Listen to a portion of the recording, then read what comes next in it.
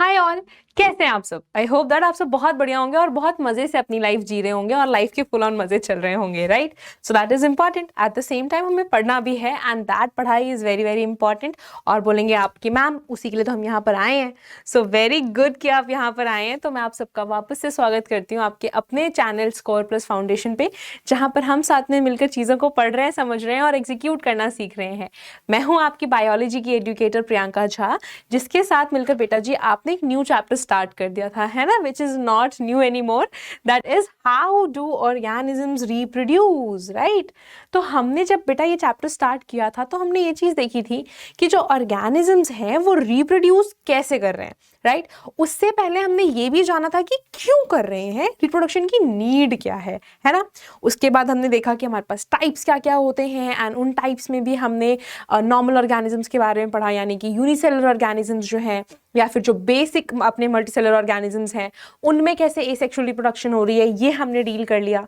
And then उसके बाद हमने स्टार्ट किया था रिप्रोडक्शन इन प्लांट्स के साथ, है ना। तो उसमें भी हमने ये देख लिया है कि एसेक्सुअल रिप्रोडक्शन जो है वो प्लांट्स में कैसे होती है, और हमने स्टार्ट किया था पॉलिनेशन के टॉपिक के साथ, right.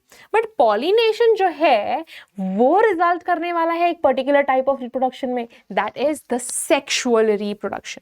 So before jumping into the topic कि सेक्सुअल रिप्रोडक्शन कैसे हो रही है प्लांट्स में, वी नीड टू नो कि एक्चुअल में इस सेक्सुअल रिप्रोडक्शन की नीड क्या है।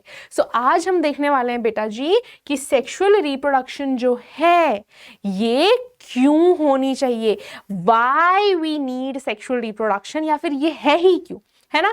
तो let's start with the discussion over this.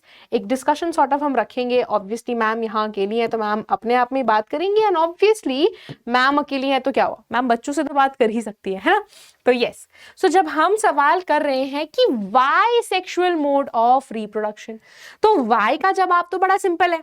कैसे, हम थोड़ा सा अपने माइंड के टेप को रिवाइंड करेंगे और जाएंगे अपने वन ऑफ द स्टार्टिंग वाला सेशन इसी चैप्टर का, जिसमें हमने जब डिफरेंस पढ़ रहे थे सेक्सुअल और एसेक्सुअल रिप्रोडक्शन में, तो वहां पर हमने देखा था कि ये जो सेक्सुअल रिप्रोडक्शन है इसमें कितने पेरेंट्स इन्वॉल्व हैं। इसके अंदर इन्वॉल्व है बेटा 2 पेरेंट्स, राइट, इन्वॉल्व 2 पेरेंट।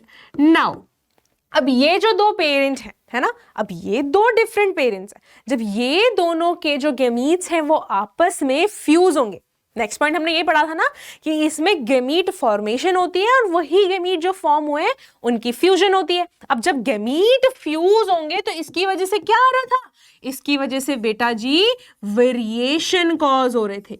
अब ये जो वेरिएशन कॉज हुए हैं ये कैसे हुए जी, अब 2 पेरेंट थे तो उनसे वेरिएशन कैसे आ गए, या फिर ये जो पेरेंट्स थे इनमें ऐसा क्या हुआ जिसकी वजह से वेरिएशंस आए, राइट। तो यहां से यहां तक का जो सफर है इसके बीच में बहुत सारी चीजें हो रही हैं। तो लेट्स सी कि क्या हो रहा है। तो जैसे कि हमने देखा कि यहां 2 पेरेंट्स है ना बेटा, इन पेरेंट्स में चल रही होती है डीएनए रिप्लिकेशन। तो सेक्सुअल रिप्रोडक्शन में जो बहुत इंपॉर्टेंट चीज हो रही है दैट इज डीएनए रेप्लिकेशन। और बेसिक इंग्लिश हम सबको पता है, तो रेप्लिकेशन का क्या मतलब होता है कि जो डीएनए है उसकी डुप्लीकेट कॉपीज बन रही हैं। मतलब जो ये मेरा डीएनए है, राइट, इसके अंदर जो भी मेरी डीएनए की कॉपीज हैं वो रेप्लिकेट हो रही हैं, और रेप्लिकेट होके इनका नंबर हो रहा है जी double.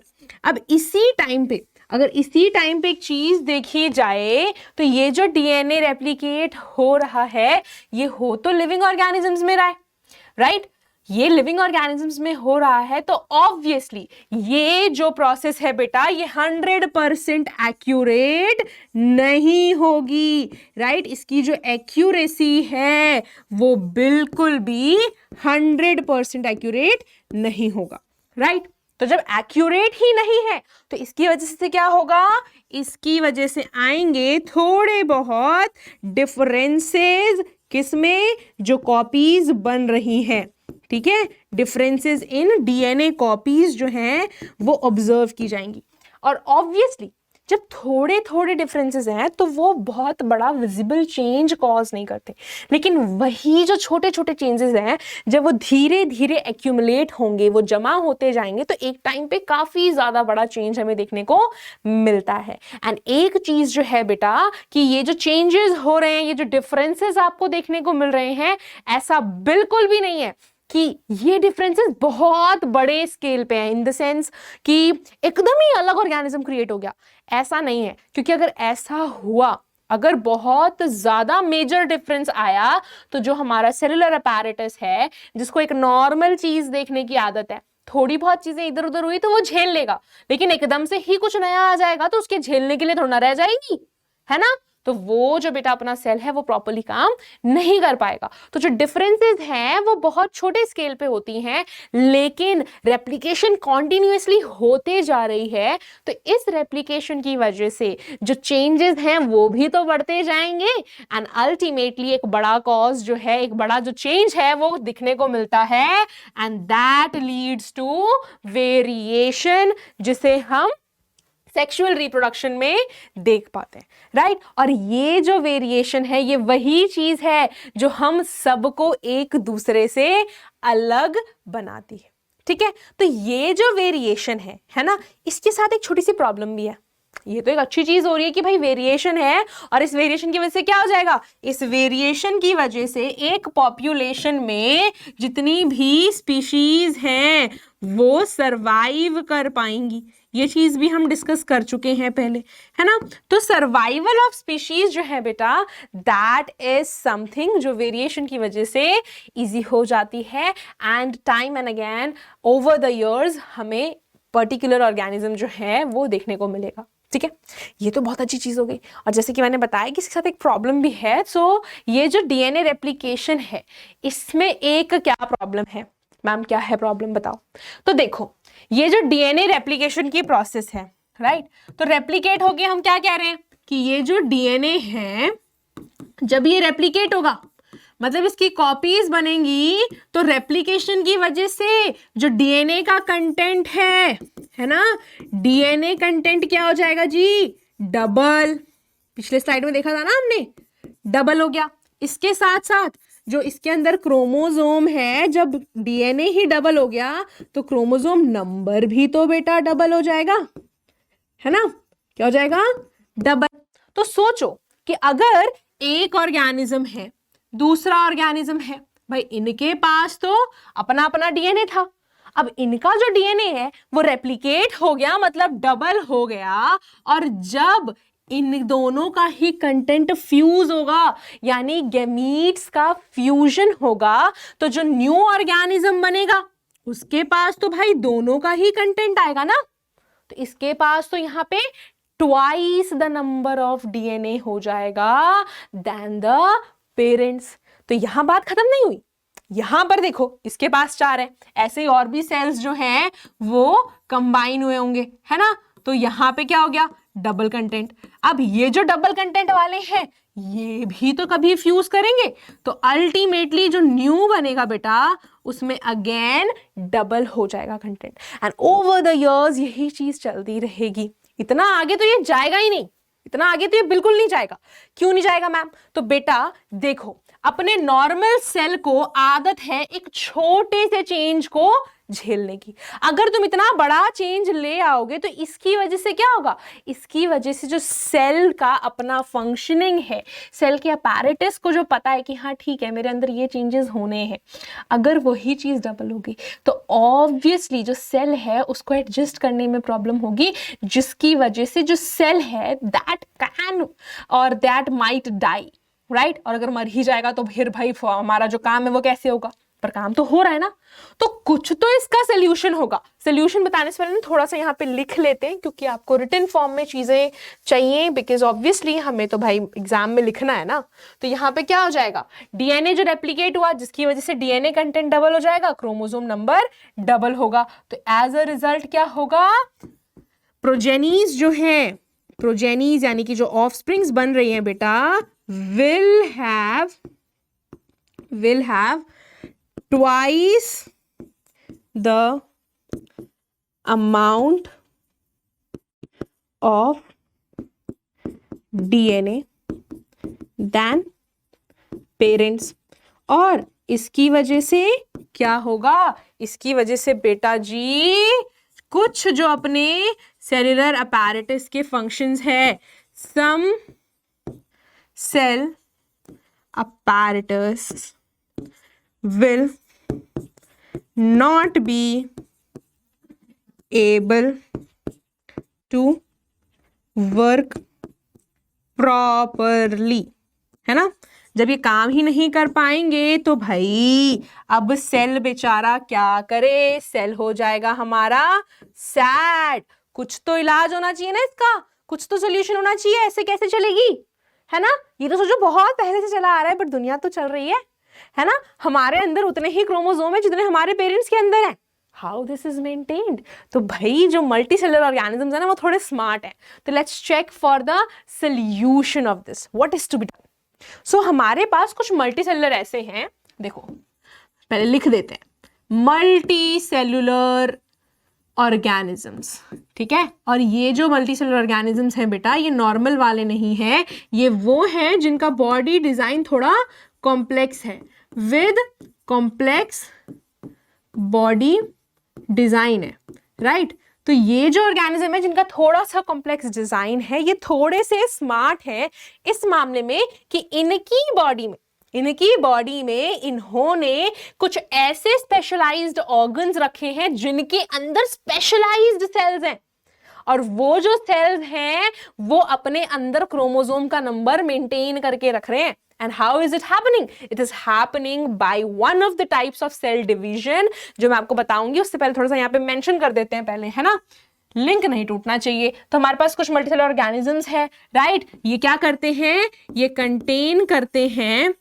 Contains special लीनिएजेस of sales. कहां पर भाई, इन स्पेशलाइज्ड ऑर्गन्स, ठीक है। कहाँ रख रहे हैं, तो अपने पास कुछ स्पेशल ऑर्गन्स हैं उनके अंदर। अब लेकिन ये जो अपने सेल हैं, जो स्पेशल सेल्स हैं जिनके पास ये टेंडेंसी है कि वो अपना डीएनए का कंटेंट बराबर रखें, तो वो चीज यहाँ पर कैसे हो रही है, राइट। वो करते हैं बेटा क्या, कि इसकी वजह से वो मेंटेन करते हैं, maintains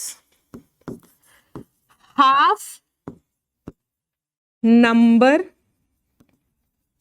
of chromosomes in special cells, ठीक है। और कैसे रख रहे हैं, बाय द प्रोसेस ऑफ एक पर्टिकुलर सेल डिवीजन की प्रोसेस है, that is the meiosis, right. How this is happening, by the process of meiosis, ठीक है। मियोसिस की प्रोसेस से बेटा ये अपना क्रोमोसोम नंबर हाफ मेंटेन कर रहे हैं एक स्पेशलाइज्ड सेल में। तो यहां पर मियोसिस क्या है मैम, और अपना स्पेशलाइज्ड सेल क्या है वो भी बता देते हैं। तो ये जो स्पेशल सेल्स हैं बेटा, इन्हें हम रिप्रोडक्टिव सेल्स भी कहते हैं। तो यहां लिख देते हैं कि ये जो है ये रिप्रोडक्टिव सेल्स है, इन्हें हम सेक्स सेल्स भी कह सकते हैं, ठीक है। इन्हें हम जर्म सेल्स भी कहते हैं, राइट। इन्हीं को हम जर्म सेल कहते हैं। एट द सेम टाइम अपना जो ये मियोसिस है, ये क्या है, तो मियोसिस बेटा सेल डिवीजन की एक प्रोसेस है, राइट। सेल डिवीजन की एक प्रोसेस है जो कि सिर्फ और सिर्फ अपने रिप्रोडक्टिव सेल्स में होती है।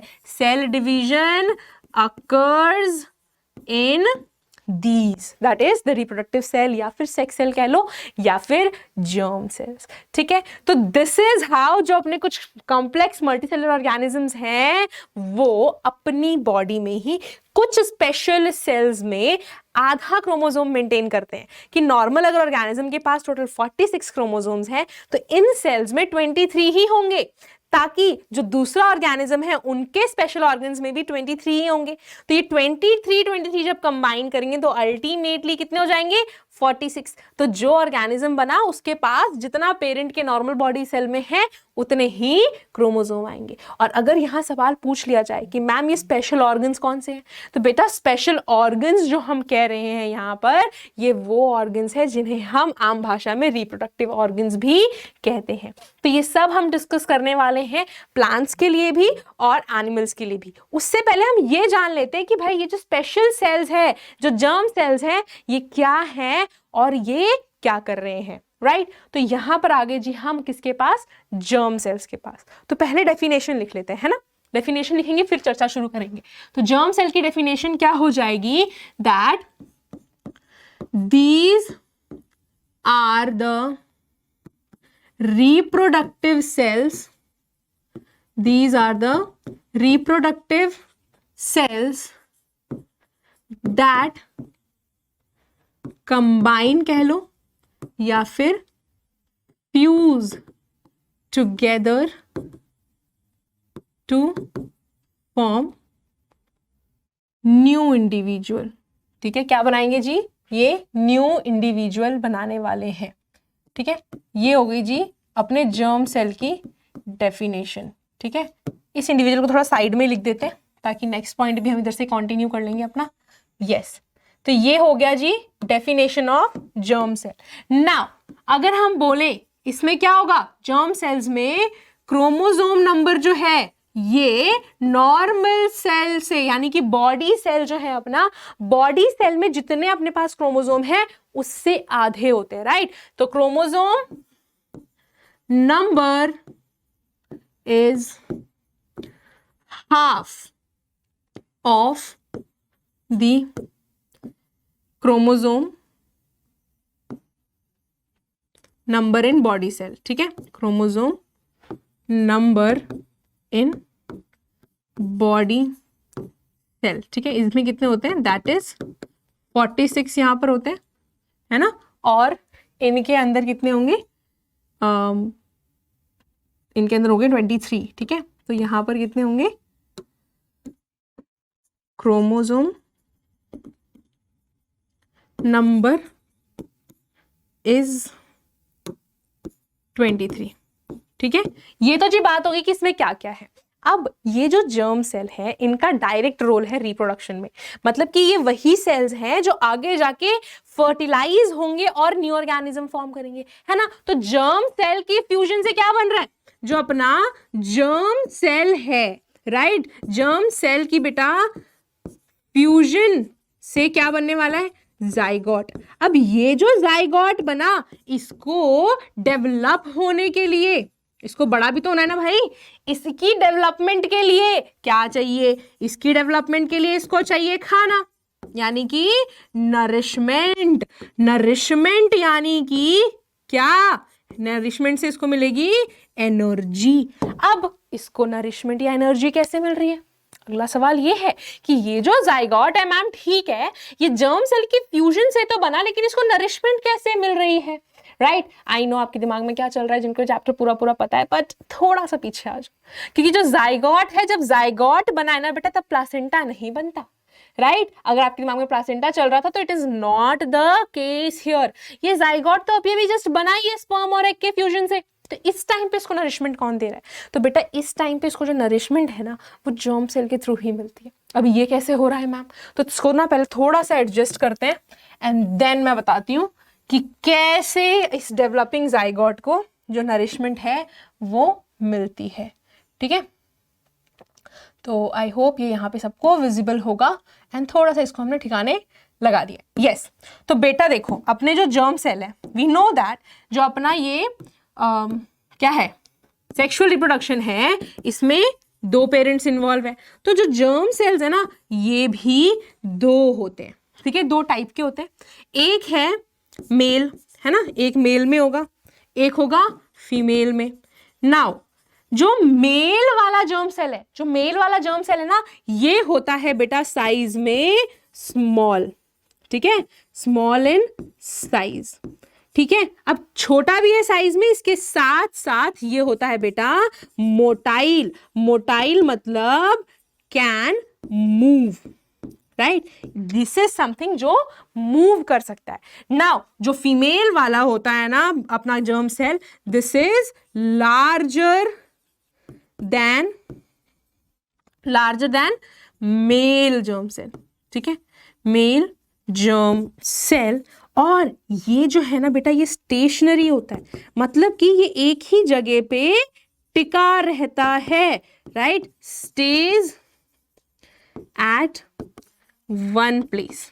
ठीक है, अब बोलोगे कि मैम ये जो हुआ ये क्यों हुआ, इसका क्या पर्पस है. तो बेटा ये जो अपना मेल जर्म सेल है, राइट, ये स्मॉल है साइज में और मोटाइल है, मतलब कि मूव कर सकता है. तो इतना तो पता लग गया कि ये मूव करके जाएगा फीमेल जर्म सेल के पास. राइट, तो यहां पर ये जो फीमेल है ये स्टेशनरी क्यों है, Why this is not moving? तो बेटा ये साइज में भी लार्ज है, ये स्टेशनरी भी है, क्योंकि this is something that contains nourishment या फिर that contains food for zygote.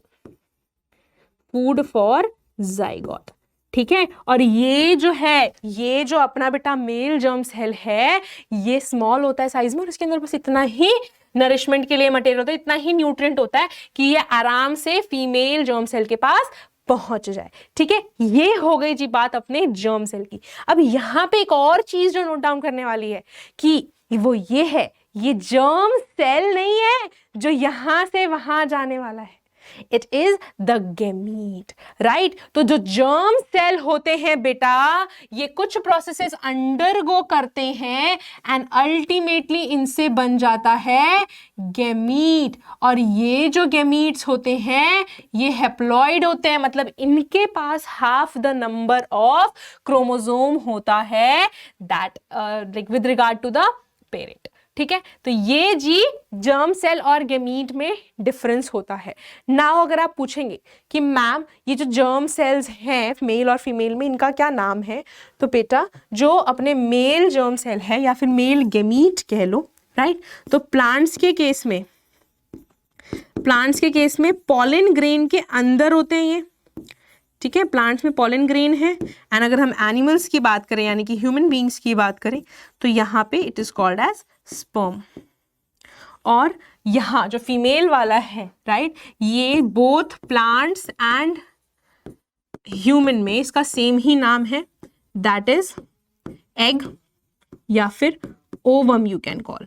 ठीक है, तो ये इनके नाम है जब हम बात करते हैं मेल और फीमेल जर्म सेल की. राइट, तो this is the information about the germ cell की वो कौन से स्पेशलाइज्ड सेल्स हैं जो हमें मल्टीसेलुलर ऑर्गेनिजम्स में देखने को मिलते हैं जो अंडरगो करते हैं मियोसिस. तो यही जर्म सेल अंडरगो क्या करेंगे, मियोसिस, एंड इनसे बन जाएगा बेटा गेमीट जो कि रिप्रोडक्शन में पार्ट लेने वाला है. ठीक है, तो ये बात हो गई जी अपने जर्म सेल्स की, और ये बात होगी कि हमें क्यों सेक्सुअल रिप्रोडक्शन की नीड है.